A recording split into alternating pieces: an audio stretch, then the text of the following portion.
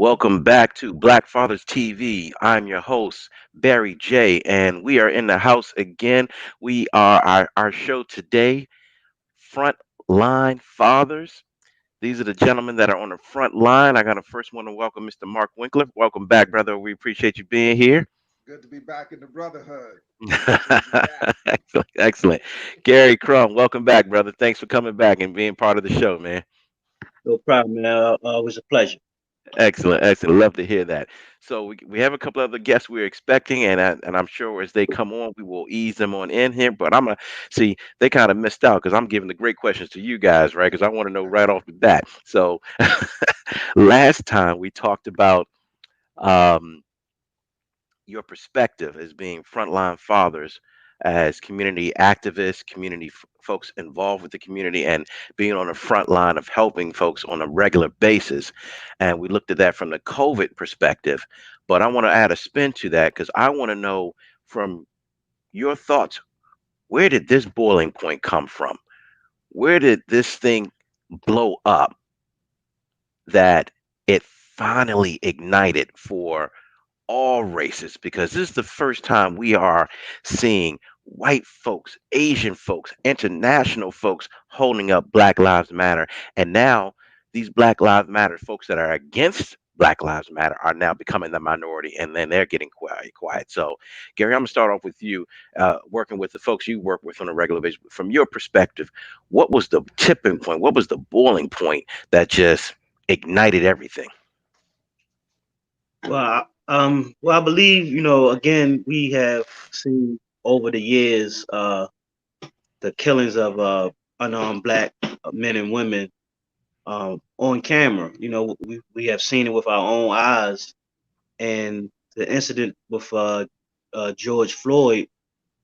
I think it came to a point was like, man, we can't let this continue to happen no more, no longer. And I think that was the boiling point. I believe that the way he died, the way that police officer kneeled on him with his hands in his pocket, like he knew that it wasn't going to be no consequences for what he done.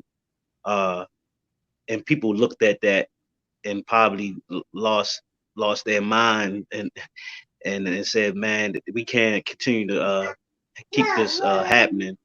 Um, and it goes to the point where a lot of these things have happened off camera, for Hmm. years, Hmm. and now it's just being recorded more. And I think a lot of people now are saying, not only are we going to take the streets, but we really have to get policies and legislation passed as well. Excellent, excellent.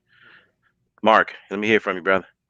No, I agree with Gary, man. I think you had three incidences right back to back. You had Ahmaud Arbery, you had Breonna Taylor, which is now just started to get more attention, and you had George Floyd, and that all happened in the seat of or in the context of this COVID-19 crisis. So we were when I say we, I mean collectively, the world was basically at home, and this Mm. video that of George Floyd, it just got passed around, and the hideousness of it, man, the horror of it, just had so much time to sink into our consciousness that even though we saw videos before, this one was like we just saw it on repeat, and we were home watching it, and unsettled already by the uncomfortableness of being at home and wondering what our lives were going to be like. And I think a decision was made that it can't be like this. It can't be like something just happens and we do a hashtag and that's it. We made the decision collectively, man. It was almost like a collective consciousness just shot out. It was like we can't just do this, man. And to your point, you know, those who were not in our from our community, man, they saw it as well. And like they did, man, in the civil rights when they watched the horrors of what happened on Bloody Sunday, man, was just, again, recognized with the death of John Lewis, man. They saw this modern day lynching of this man, and they said that, this is, we can't take this, man. And so we get what they're saying when they say Black Lives Matter, man. And so white people started to hit the streets, man. And then because America is the staging ground of the world, that message started going across, man. So protest over in France, England, what was some other Germany, so many different countries, man. Japan, Korea. You just saw people coming out saying this is not just, and the world should not settle for this. Look, I couldn't have said it better. And the collective thing both of you are saying, and let me ask you this, pose this question: do we have this revolution if COVID wasn't around? Gary, you Uh, want to take that one? um, yeah, I mean, I believe we do, but I don't think we do at the capacity like we have now. Like piggyback off of what he said about us being home and that video continuously playing in our minds over and over and over again. And we already frustrated about being home 2 3 months because of COVID, and now we gotta watch another unarmed black man die, and the way he died. Um, I think that's Or what really that was caused. murder. Yeah. Go I'm ahead, going to Mark. say that. I'm going to say that I don't think we would have seen what we seen to the degree that we saw it, right? I think because of what Gary said, we were sitting at home collectively, and this video just got redisseminated, and we just over and over again watched it, and we were already frustrated, right? We were already frustrated with the idea of what we consider to be our normal taken away from us. Hmm. So we were already frustrated at that. And we were already frustrated at the injustices that we were receiving. And I see your t shirt, brother, says freer since 1865. So we were already frustrated that we had never really realized what true freedom was in this country. King said something. He did a speech in '67 called "The Two Americas," and he realized that what white people were fighting for was against the inhumane treatment of black people, but not the equality of black people. And so we have Mm. not really seen equity in this country, and that's from housing and definitely in the criminal justice system. So we've been rating, man. I mean, every time we got something like when O.J. Simpson, we celebrated that because it was injustice being perpetrated against us, man. So I think the two dynamics happening together, COVID and George Floyd, was that proverbial straw that broke the camel's back. And I don't think it's going to be put back the way it was. I mean, it's just people are just not going to just be okay with the status quo going back to the status quo. Because I give you, for instance, look at Portland right now, and that's those are mainly white protesters out there. Yes, And yes. so they're protesting still Black Lives Matter, but now they're protesting the emergence of this Department of Home Security elite police agents over there. And so they are protesting, man. And so I don't think we're going to see, people going back and being okay with what was normal. And I think definitely because of this confluence, this convergence of this pandemic and this horrific murder of George Floyd, that this is where we are right now. Let me say one thing too Jump in there, Gary. about Jump in there. the Breonna Taylor situation. You know, Mm-hmm. because there was no video of that situation, I don't think that make it less than what happened to her than what happened to George Floyd. And I think you talking about a young lady who was a M&T worker working in the front lines who lost her life when police knocked on her door and shot at her house 8 9 times, killing her. And it's just so tragic that we don't have that on camera to be able to dissect as well. But the crime is just as worse or just as bad as the George Floyd one. Mm-hmm. No, I Now agree. I'm I agree with Gary 100% on that. now it's funny because this is my biggest worry. things are starting to creep back open. We're starting to see some resemblance of we might be okay. We're getting used to wearing masks in public. People are venturing back out, and I'm worried that sports are coming back. I'm worried that other things are coming back. So we'll be distracted again. We'll be taken away from just watching someone being murdered virally because there's plenty of footage out there. But I agree with you. I mean, like COVID, it doesn't. This doesn't happen without COVID. So how do we stay the course? Because again, I'm worried about the deflection and the distraction because there's a lot of stuff going. We got distracted by entanglement really easily with Will Smith and Jada. So how do we keep our eye on the prize? I You go think. ahead, man. Thank you, brother. I think when we look at how we were pre-COVID and now post-COVID, right? I think we were more easily distracted. I don't think that there's ever going to be a time where our minds don't get preoccupied with inane or frivolous things, man. I think that's just the nature of us, right? We are multifaceted human beings, right? So our minds will always go adrift, and sometimes that's okay, man, because our minds going adrift allows us to get away from the things that really stress us out. I would rather get distracted, have someone distracted by entanglement than drugs. But with that said, I think because this Pandora's box was open and people got out there and they started to see on a strong basis, the reaction of the power elite when the city started to burn. Police officers, for the first time, really three, four police officers at a time, over killing the black person, being arrested and charged. That doesn't happen too often, and that was a result of the so-called riots, right? That wasn't a result of the hashtags. So I think people are starting to see that when they confront power in a certain confident, no back down way, that they get results. And so I think people, once they internalize that message, and I think people are starting to internalize that, especially the millennials and the Generation Z, right?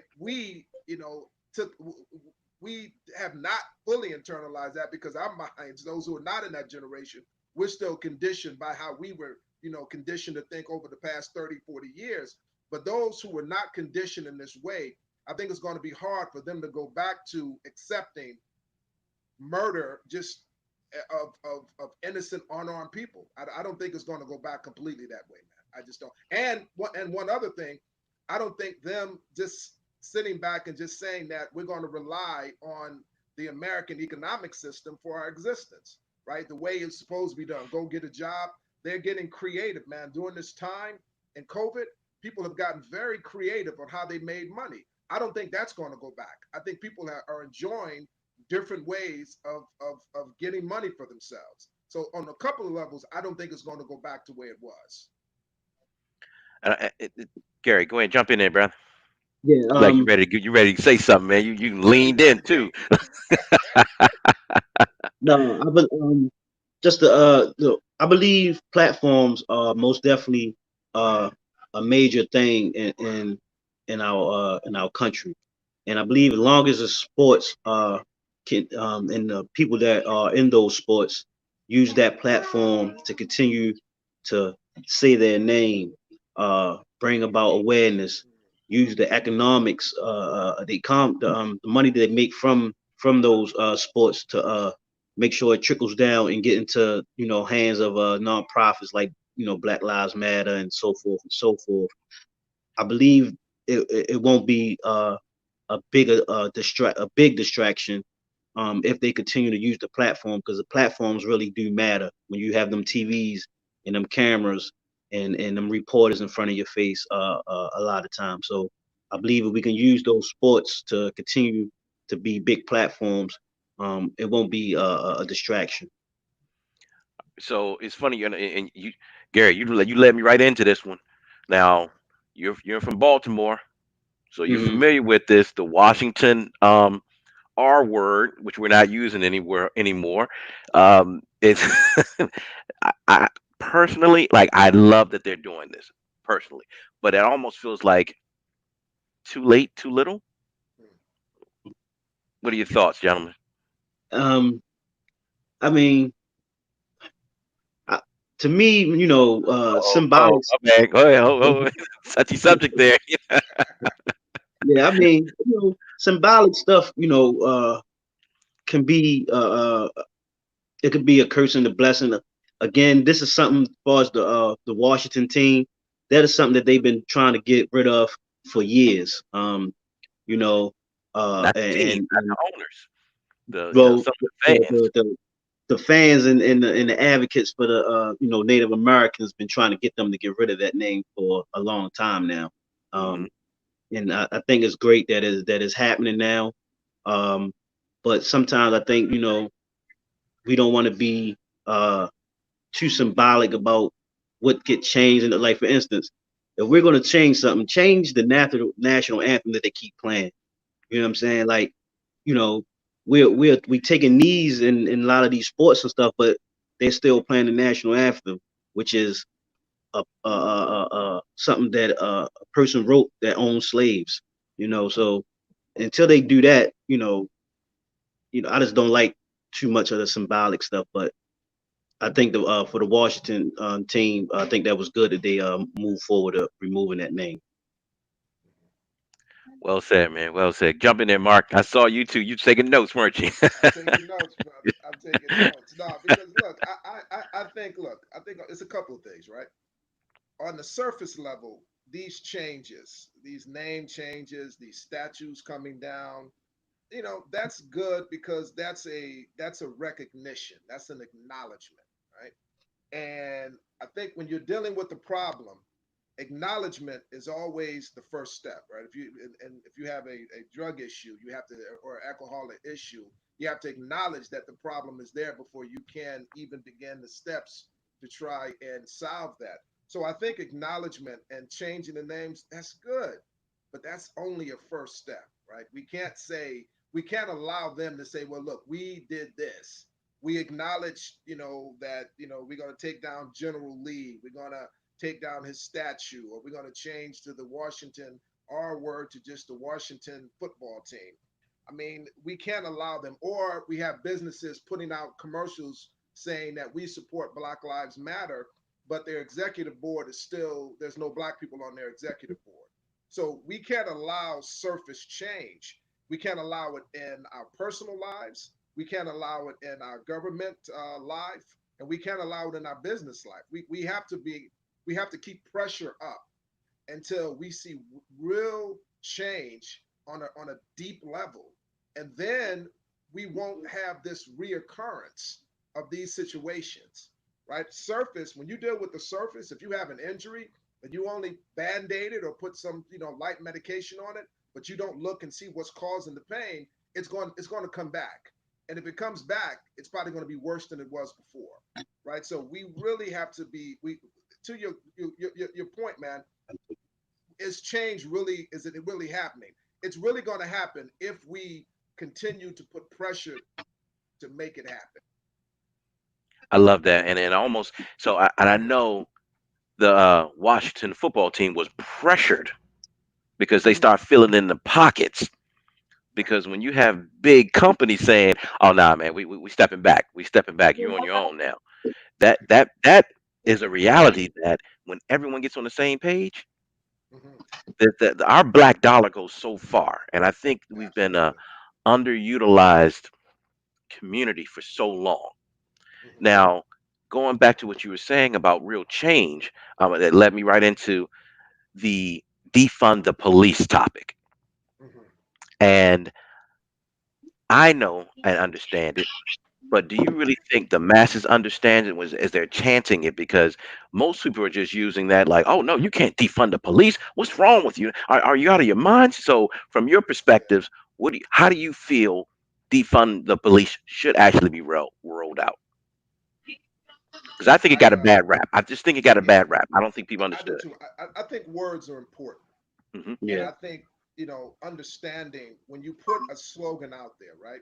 You can't just assume that everyone is Know going what it to means. understand what that means, right? So I don't actually like the terminology. I like the meaning behind defund the police, but I don't actually like the word defund the police. I like restructure the police. I like what's the word I'm looking for? When you put the You money in reallocate front of funds. reallocate, Yeah. right? Reallocate. Reallocate Hmm. funds, retrain. I like words that really speak to what we are trying to do. I don't think anyone wants to just wholesale get rid of police, right? But I do think they want to get rid of the behavior that the police department has been operating under. I do think they want to dwindle down the enormous budgets of police out here in California. It's something like $150 billion.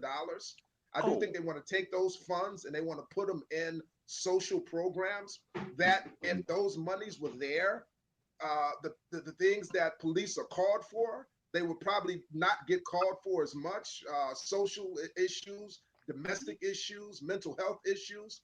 So I think that if we talk about reallocating, restructuring the funding, then I think people can say, oh, that's what that means. And I agree Right. with that Right. because my daughter or my son or my a cousin or friend they called the police on him when he was having an episode, a mental health episode, and he got killed.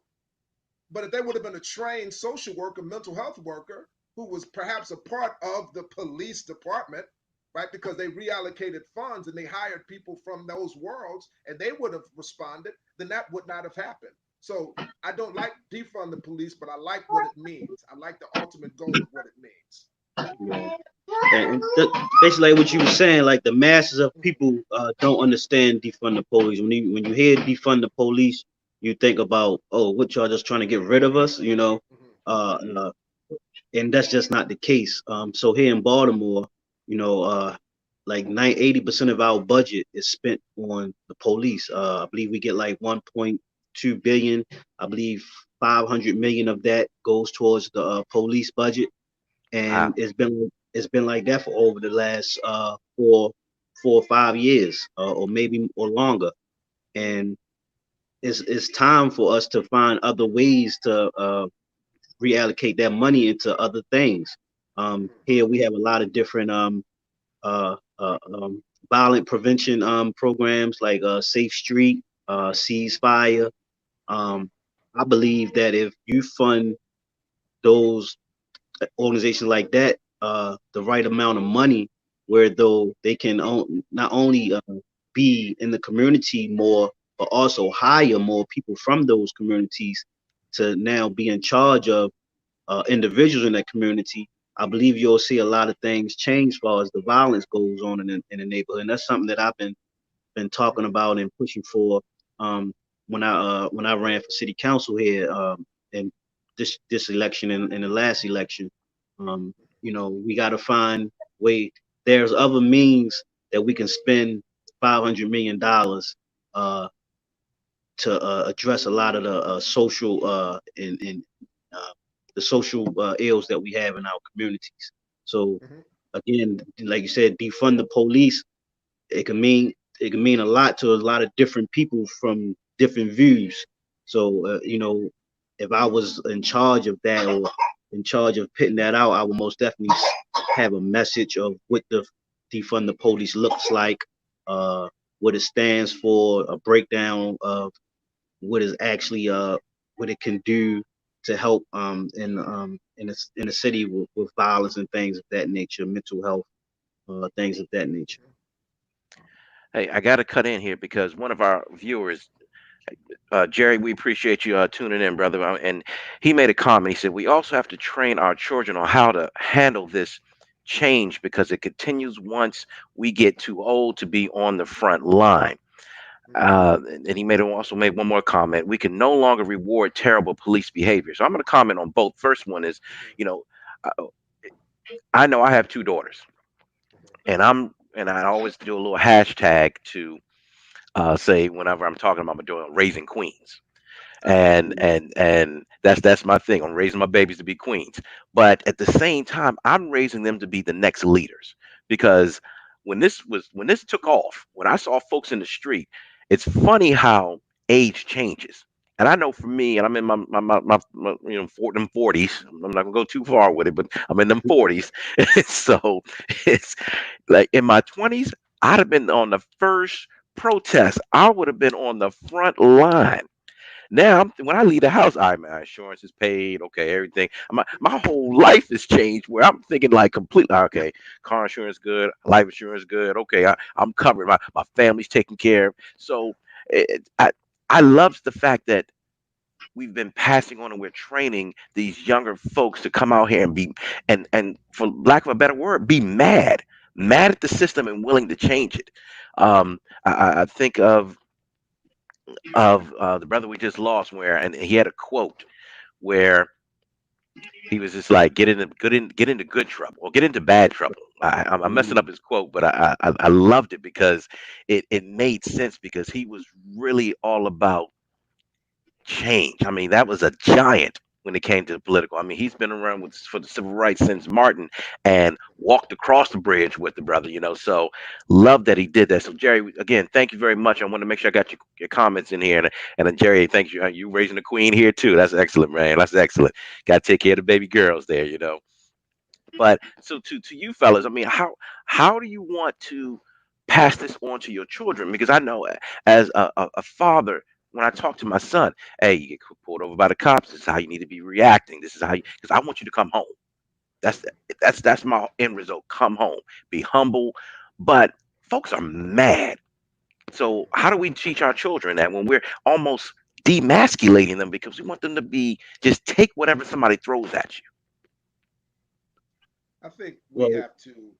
I think we have to understand that whether we train them or not, we should definitely train them. There's no doubt. We should inform them. We should guide them. But whether we do that or not, what the atmosphere that they're in right now, they're getting lessons. They're getting information that we, at the level of information that we never got, man. The amount of information that they're getting from the internet, and they are receiving that at such high quantities, they're making decisions about how they see the world aside from what we're saying. I do think it's so important, though, to sit down with them, to talk to them about their feelings about what's happening. Because yes, they are angry, and sometimes anger, if it's not guided in the proper direction, it can lead to very bad results. So I do think we need to get in front of our children's sort of interaction with what's happening right now and really have heart to heart conversations and not worry about, we don't want them to see the world in a bad way. We want them to preserve their innocence. Yes, we want them to do that, but understand whether or not we do it or not, they are getting these information. So yes, get in front of it and try to explain to them, what's happening, and so they can make decisions on how they want to deal with it. It's going to be different than how we dealt with it, right? You mentioned John Lewis. John Lewis, when he was on Pettus Bridge, he dealt with civil rights that way, but as he got older, he went into politics, right? And so how they interact with what the world and what the world is bringing to them right now may be different than how we do it. So we can't allow our understanding of how we are to interfere with their process, right? Even if it could be fearful. Right? I have a friend on Facebook whose son is out in Portland right now, and his son was on the front line taking video while the DHS police agencies, they were out there doing their thing, and so he was very fearful of for what his son was experiencing. I don't know if he would have been on the front line, if he would have made the same decision that his son did. However, I do know that he is not stopping his son from doing it. So we have to get in front of it. We have to encourage them, but we also have to not interfere with their process because it's different than our process. Well said, Mark. Well said. Get in there, G. yeah. Well, with me, I have a one year old and a 5 year old, a daughter and a son. But before I had kids, by me being a community advocate, I was a mentor to a lot of kids in the neighborhood, and the initiatives that we done in the neighborhoods to try to decrease crime and build leaders and things of that nature. So I always say that one of the main things you can do to is lead by example. So what I did was when I got into politics, I ran for city council. I wanted to show and give hope to a lot of kids that come from the inner cities that have stories and backgrounds just as myself. Um, and that's why I ran. I wanted to be that inspiration and that hope for them. Um, so far as conversations with my kids, I don't think they quite know what's going on. My son did tell me the other day that why he's not been going to school, and I had to break down to him why his school's been closed for a while, as far as the because of the coronavirus and things of that nature. Um, he also have watched me over the last few years go out there and run for city council and so I, I I know we can talk to them a lot, and give them all the information and knowledge that we can possibly give them. But I know it's another thing to actually see your parents out there trying to make a change. So, my goal is to always try to be out there and put my money where my mouth is and actually trying to go out there and be involved um some in some form or fashion, even if I don't win. But he does see me going out there trying to be on the front lines and trying to actually bring about real change. Man, and look, I love to hear that, Gary, just because so many people talk about it. They Hmm. Mhm. just talk about it. I mean, I know some folks that, man, they just rap about everything that's wrong, and I'm like, what you do about it? What you mean? That part. That like, part. like that's what I'm talking about right there. Okay, what part are you doing to make this world better? As besides Right. just complain about everything that's wrong. So, and I think we're gonna have a couple of folks that's gonna be joining us. Looks like we have Chef Carl, and let me see if we can get him in here. Chef Carl, what's good, brother? How you doing, man? Doing well in Hey, yourself. Good Excellent. afternoon, good evening. Yeah, good afternoon and good evening. Chef Carl, I'm gonna get you caught up in a few minutes here, but All again, right. I got to reach out to my man Jerry, who is lit up on listening to us and right now, and he says because my daughter's only one right now, I'm starting to journal about what's going on a weekly basis, so she will be aware of life, what life was like during these trying times. We all know this story will be altered by the time these stories are posted years from now. And with that being said, we've always been taught that history is written by the winners. So it will be interesting to see how things play out 25 years from now, because now we're seeing a different thing where it, the revolution has started.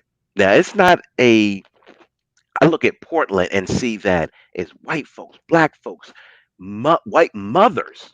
They had a line for white mothers mhm.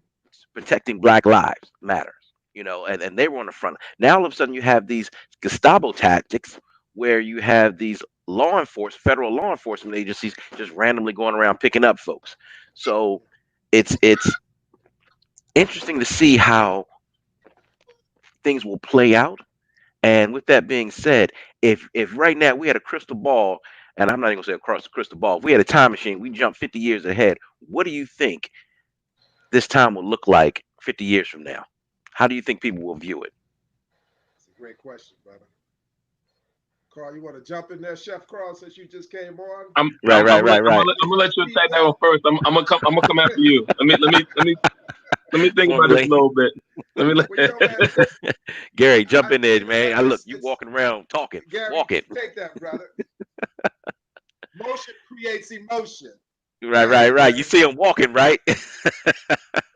What was say that last part? You said 25 years from now. What? 50 years from now, you're in a time machine. 50 years down the road, what do you think history looks like?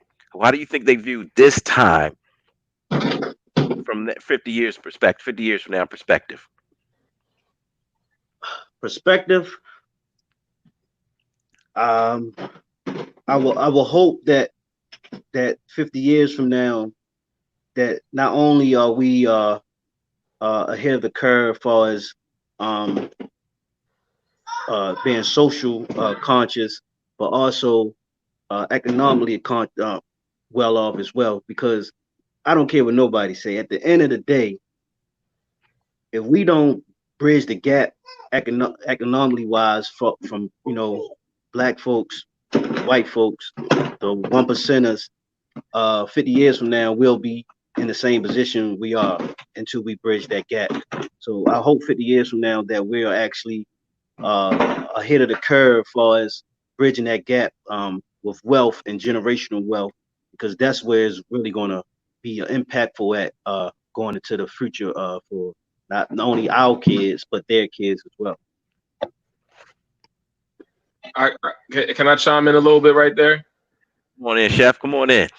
I think as far as perspective, looking back at this time, just because I feel that it's more intentional on a bigger scale for black people to come together and economically lift each other up. So I think hopefully 50 years from now, it will look a lot different than it does now. We could look back and say that like it happened during this time.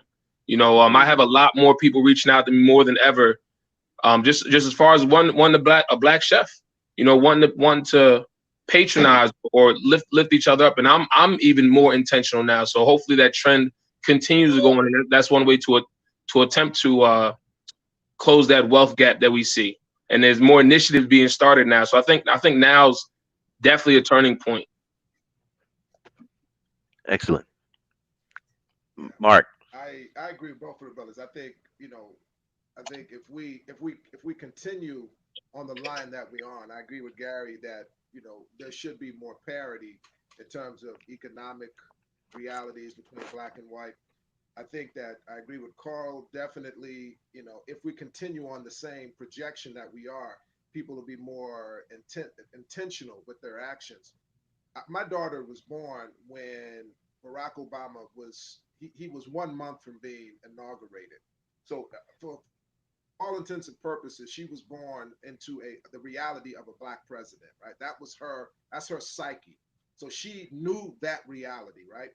I think if I compare that to people's minds being exposed to what we've been exposed to over the past 6 months, from the reality that we can exist differently than what we were told we could that we should exist, meaning what was our normal before.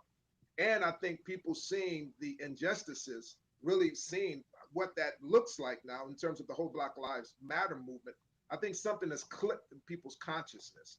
Now, if we take a projection of 50 years and we don't, going back to your point, if we don't get completely distracted, which I don't think we will, I think in 50 years, man, we're going to see closer to what Martin Luther King said we should have seen from the civil rights movement, and that's more equity between the races, right? Because I don't think people are going to feel comfortable with going back to the way it was. I don't think people are going to feel comfortable going back to one people being on top and the other people being on bottom, right? I think even white people are starting to see that they're starting to reject their privilege, man, on deep levels. They're starting to say, I don't want this privilege, and I want to understand how to help, that concept of white privilege being erased. So I think if we continue from right now on that projection, we're going to see a completely different America, completely different, which in turn we will see a completely different world. Mark, you made a comment about your daughter being born when Obama was about to be inaugurated, and it's funny. I've always made the argument. Look, he couldn't have done anything else possible, but the fact that he got elected Yes. made me happy because now we all can always say a black man can be president. Right. We used to say it like one day, man. You keep it, but we didn't really mean that, though. One day, Right? We one didn't. I mean, day. 10 years ago, it was more like we could fly like Superman, but we didn't really believe that, man. So, Right, but right. now you're right. When your parents would say you could do anything and you want in this world, and as you grow up, like, yeah, okay. But now, that's on the board now, So Mhm. I just love saying that. I mean, just because I get frustrated with some folks. Well, that's a different show. I want to go back to something you wanted to talk about that you guys were talking about, and that was the wealth gap. And I'm glad, Chef, I'm glad you jumped on here because I want to speak to everyone about that wealth gap, about the differences in this unemployment we've been getting for folks, and I'm just using the 600 because that's expiring soon, and the separation of people saying, well, my employees don't want to come back to work because they make more money at home. This is coming from a small business owner's perspective. But then my thought has always been that a lot of these frontline workers are working 2, 3 jobs just to maintain. So why isn't the higher ups getting and understanding the fact that, there's a big separation gap here because I'm for the first time for the last 2 months, maybe 3 months, I don't have to kill myself just to Hmm. maintain. But now you want me to come back and take 10.50, 12.50 an hour and only maybe 20 hours just because that's all you have. Yeah, it makes more sense for me to stay home. So I want to hear your perspectives on that. Well, I think Well, that let me plays into uh, go someone else ahead, want to go. Chef. Go ahead. All right, I was gonna say I think that plays into a bigger part of the capitalist system. You know, for example, you have companies that are like Amazon that are billion-dollar companies in profits, but their employees still qualify for food stamps. So it's fundamental things like that that are a problem with the companies that they gotta like it should be no reason someone works 3 jobs to just take care of their Mm. family. It that just plays into a fundamental problem, I think, and I don't know the answer for it other than companies need to profit share and spread the worth that they make so that their obviously their employees are more valuable than that $12 an hour because they need them to make the money. Hmm. So I mean I don't know. I mean it just highlights a bigger problem. Absolutely. Go ahead, Gary.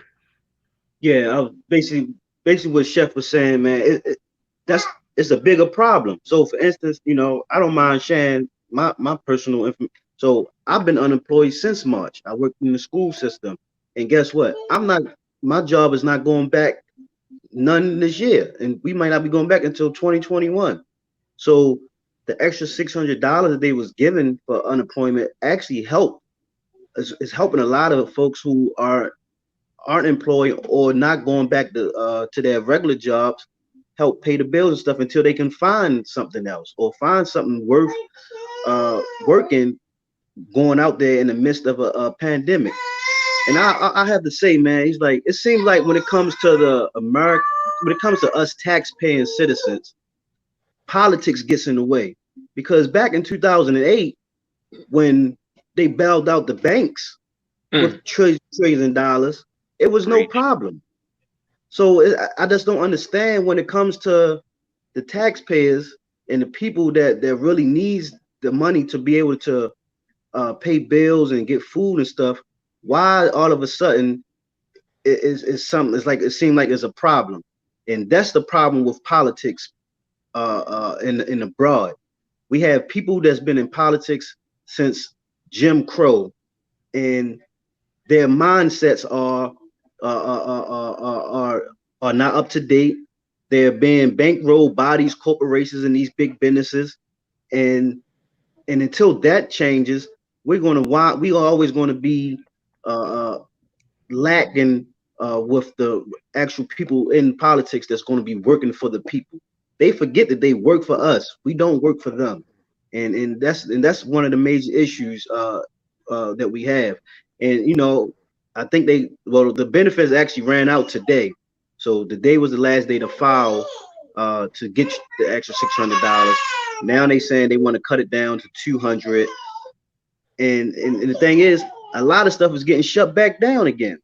So what happens to these people who now got to file for unemployment again, and y'all trying to give them 200 extra dollars, and then y'all want them to go to work but don't have no work.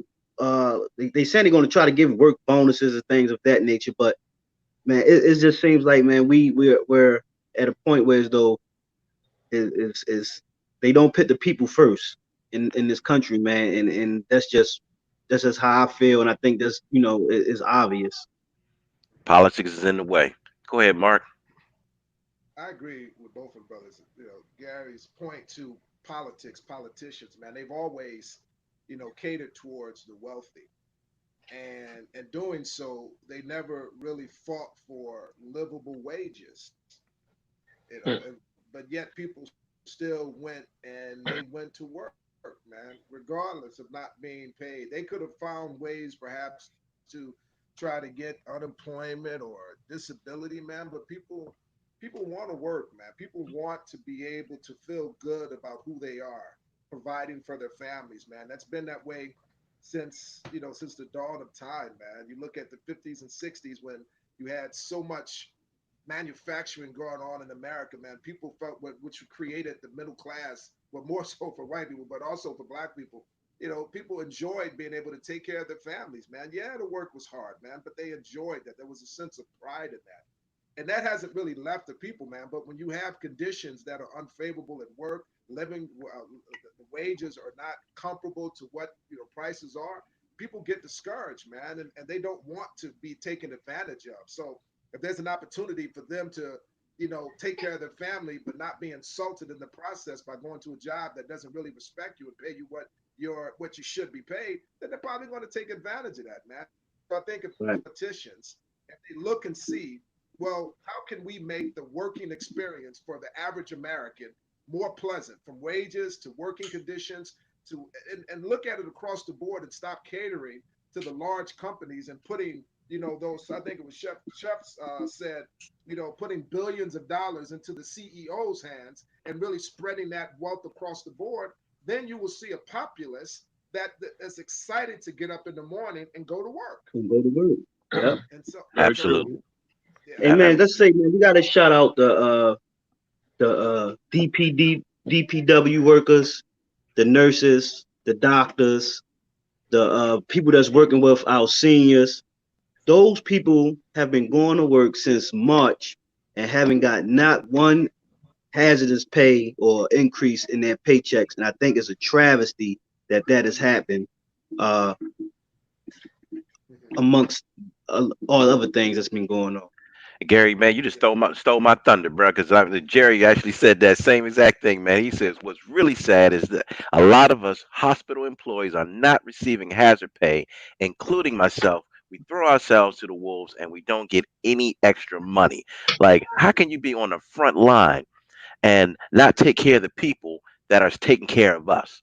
Hmm. Now, I don't care if it's a bonus structure. And see, when we start getting into the bonus structure, we got to worry about, you know, who's getting a bonus here, who showed up there. You know what? Just give it across the board. All these essential workers should be getting it across the board. They are tired because the majority of us have been sitting at home, safe and sound. They on the front line, and some of you are on the front line, still making things happen, haven't missed a beat. So I mean, my blessings and my prayers go out to all the folks on those front lines. I want you to know we appreciate you. We thank you.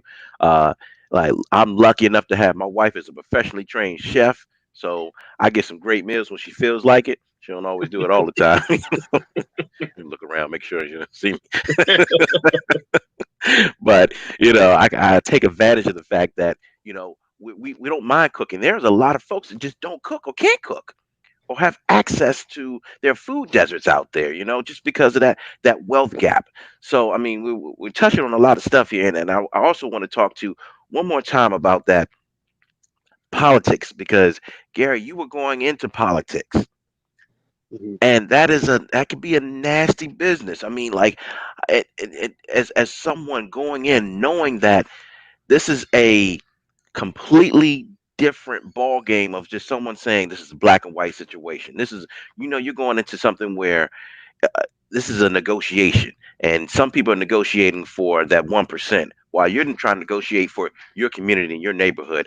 How how does your mindset work, knowing that you're going into the lion's den? Right, basically going against the grain, because I believe, man, I could speak for like the Baltimore City, as far as our let's politics here. Um, and listen, Baltimore has been under Democrats for ever since I've been born, and a lot of them has been black leaders. And sad to say, every kinfolk ain't our folk. So you know, um, but with me, man, I don't believe nothing changes if you don't try to change it. So you have to be the one to be able to try to get in there and go in there and go against the grain and persuade certain individuals. Say, hey, man, we got to start working for the people. We got to start doing stuff for the communities.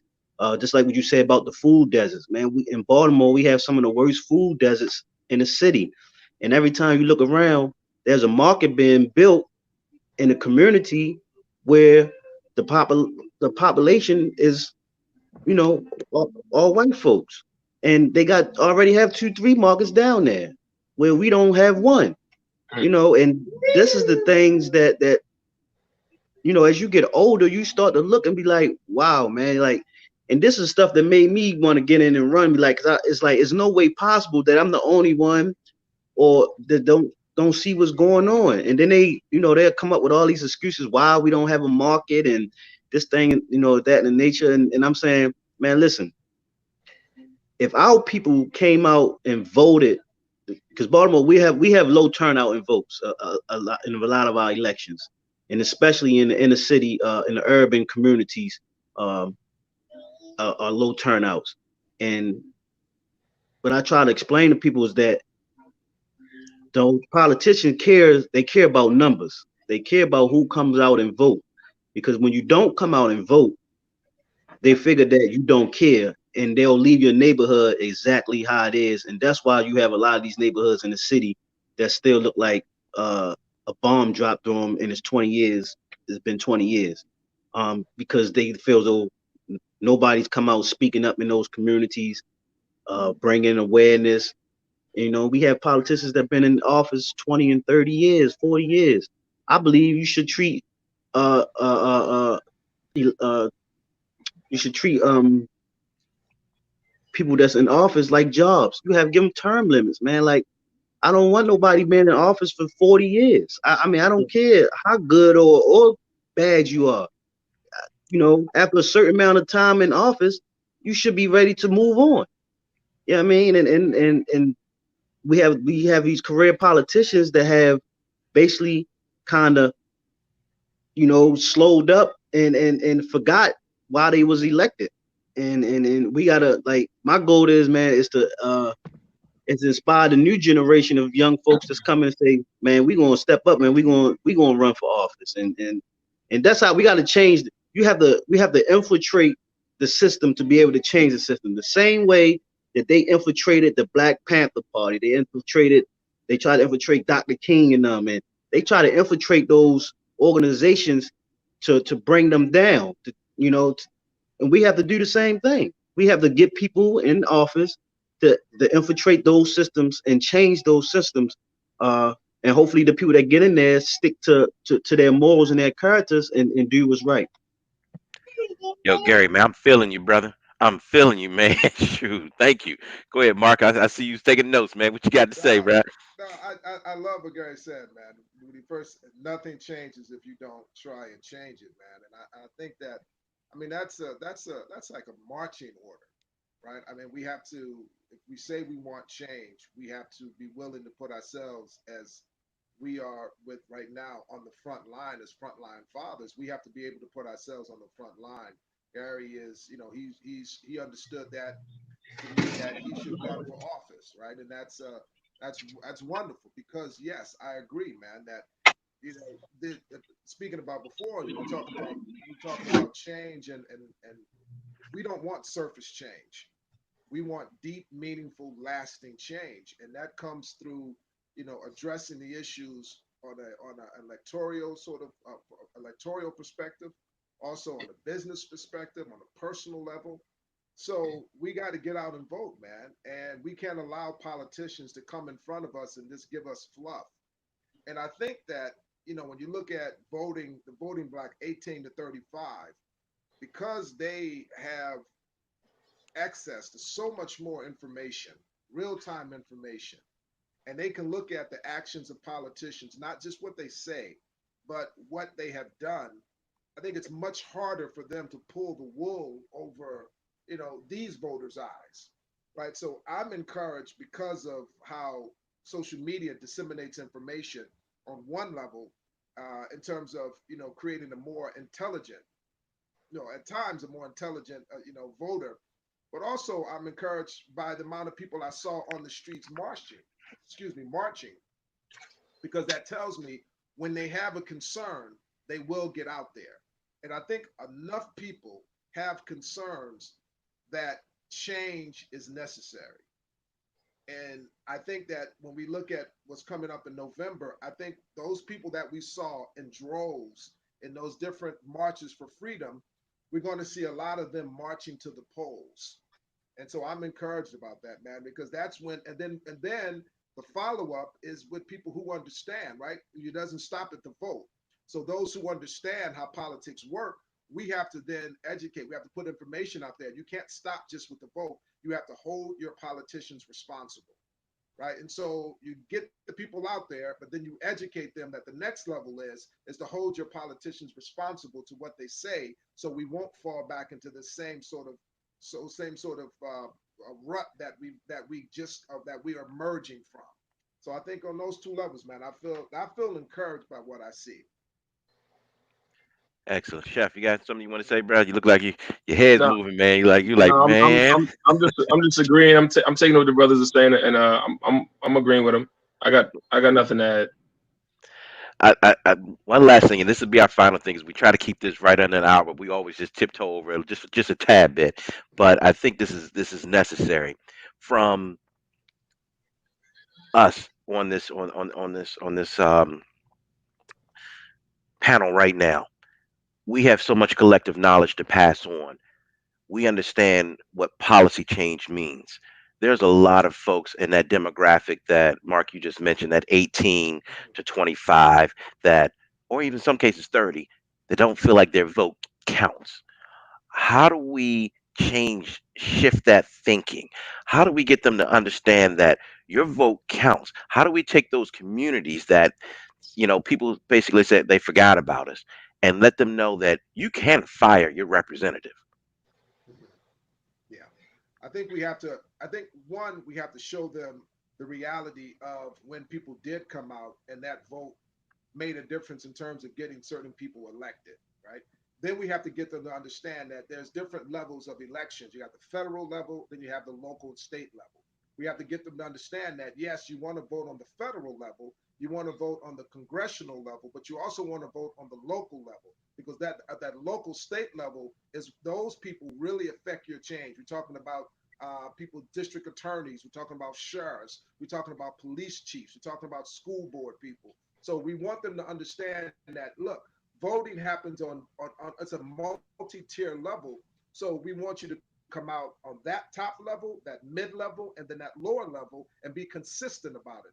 Then we want to tell them that once you vote and you get the people in who you want to be in, then you have to make sure those people are responsible to you and not the wealthy people who are in their district. And so I think we just have to encourage them to understand, not just encourage them, but we have to help them to understand the process and how it works. Then they will have more faith in it, because they see, yes, if I follow through on these levels and I get the people in and I hold them responsible, we can see change. Gary, jump in there, brother. Yeah. So back to what you saying about between the ages of 18, say 18 to 30. They're one of the lowest turnouts age group that we have that across the country that don't vote at all. I think the last time we had a big turnout like that, and I believe was when Obama ran. Um, I believe that as far as getting that age group engaged like you really want them to be, they got to be inspired by the person that's Yep. running. Yeah. You know, and I think what happens is a lot of times is that we have people that run that just don't inspire them. They don't relate to them. Things of that nature. Uh, and that goes back to what I was saying about having people like myself or people that's from different parts of the states that's running. The young lady that ran for mayor in Atlanta. People got behind her when she ran. Hmm. Stacey Abrams when she ran.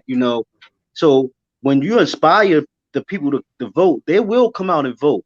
Um, it's just basically what you're saying about holding them accountable once they get in there. Making sure that they stick to the people that got them in there. Um, and that's basically it, man. We gotta have them, gotta get them inspired. Keep educating them. Right now, is a young lady that's running in the district that I ran for. She's running as a Green Party, and I'm help her because the person that's in office now for this district is just not going to get it done. And my ego, I don't have an ego, whereas though I'm pitting my pride before the people in this community.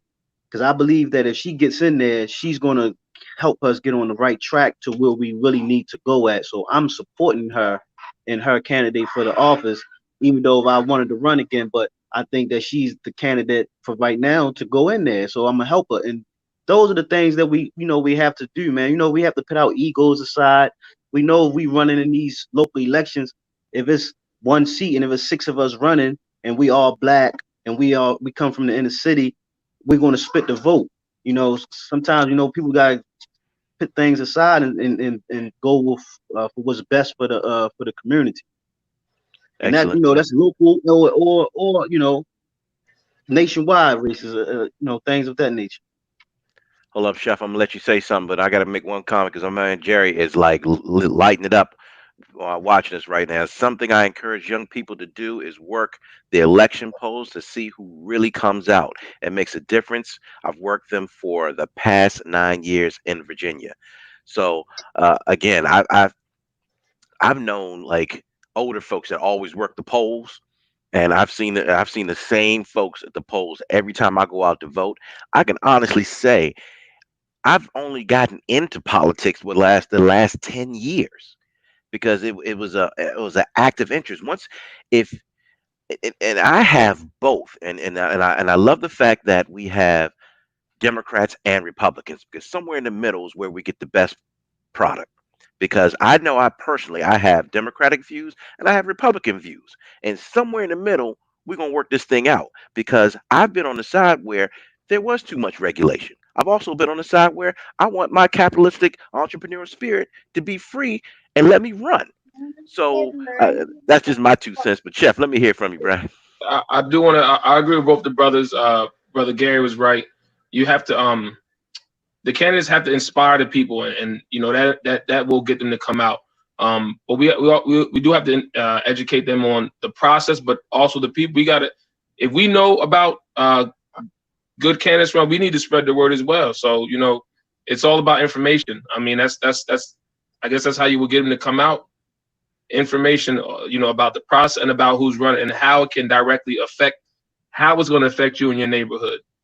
Mhm. That's Hey Barry, can I say That's one thing? I just want to add one thing to that. I think it's please. definitely about the candidate because Obama inspired people to come out. Hillary didn't. I think that, but also I think the conditions is motivation as well. So I think Hmm. people are motivated right now by wanting to change the conditions of their life. So that's a motivating force that's outside of a particular candidate. A candidate may embody the ideas of how to make those things happen, but I think right now those that 18 through 30, 35, I think they're motivated to change the reality of what they see in front of them on social media, right? And so I think we have to, because if we may not have Biden, may not be the most exciting person, but right now, I think if you look at who's going to help change the conditions more of what we're seeing right now, I think we have to look and see who's the better person in that position. And I think for me, man, I look at when I look at the comments of these different groups I'm in and those who are of younger age, they're concerned about making a change. So when they're saying I'm getting out to vote, they're saying I'm voting because I don't want to be in this sort of condition anymore. And Well said, Mark. let me Go say ahead. one last thing. Go ahead, Gary. So Hey, keep I going, think, brother. Good going. Shoot. I think sometimes, man, we get too a lot of the masses get caught up in too much of a Republican or Democrat. At the end of the day, I don't care if you're Republican, Democrat, Green Party. If your morals and your character matches up to what mine's aligned with, that's who I'm voting for. And I think that if we start to think like that, we'll see better. We'll see people being elected, you know, more, or we'll see better. We'll see people that should be in office. You know, because I believe sometimes, like I said, Baltimore City has been a Democrat ran city for the last 40 years, and I'm not blaming uh, them because they're Democrat. What I'm saying is that it's okay to choose other people if their morals and their characters align with what's going on. I'm a Democrat, Mhm, but that don't define who I am mhm, as a man, as a father. My character, my morals. mhm. That's what makes me, not me being a Democrat. Well said, brother. And I want to comment on one last thing because this is I'm gonna close it out with this because like based on what everybody was saying, and you're all right. This is not a the candidates we have are not exciting candidates. Not at all. You know, I look, I can't. You know, then we get into, and this is where my 18 to 35s, I'm worried about them because, well, man, it's the lesser of two evils, so I'm not going to vote at all. And I want to touch base on what every one of you just said. I mean, you got to vote for the folks that's going to change your life, and or that's going to change your neighborhood. It's going to change your environment. And if we can't get them outside of that, it doesn't affect me, or it doesn't have you know what, it's the lesser two evils, so whatever. I'm not going to vote at all. They are relying on us to pass that knowledge on of how much it does affect you and your community. Not only that, but your parents' community or anybody's community, because we got to make some major changes. And I agree, our candidates are just eh, but Man, Joe Biden better pick a good vice president. I'm letting him know that's my advice to Joe Biden. Whoever, you better make sure you pick the right vice president, man. look, And you heard it right here on Black Fathers TV from Gary Crumb. You better pick the right vice president, man, because come on, It's I like need when him to Moses bring this chose thing home. Aaron. It's like when Moses chose Aaron. He needs to choose a good Aaron, man. Right, right, to bring it home. Bring it Look like, home. because it almost looks the same. It really just two old white dudes. Now one I know is significantly. Look, okay, all right, okay, Joe, you're winning by default as far as I'm concerned. But I need that VP to be strong. it's crazy. Somebody we had a discussion the other day, me and my friend, my homeboy, and he was asking me that even though Trump say some wild, crazy stuff out his mouth, Biden probably has hurt us more as black community from the policies he done in the past.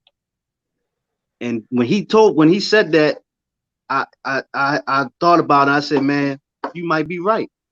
And I know that's we're not talking about the same Biden from back then to now, but that's why it's even more important for him to pick the right vice president. Hmm. Indeed, indeed. I'm going to leave it with this last comment from Jerry, speaking for the 35-year-olds. Folks, we get it. We're getting older and more woke to what's going on. So, but Jerry, you getting closer to that 35, man. Things change after that 35. You start seeing things completely different, man. You want to make sure your car insurance paid, life insurance up. You got kids. You just whole mindset change. But go get them 18s, folks, man. I need them. I need them to make a difference.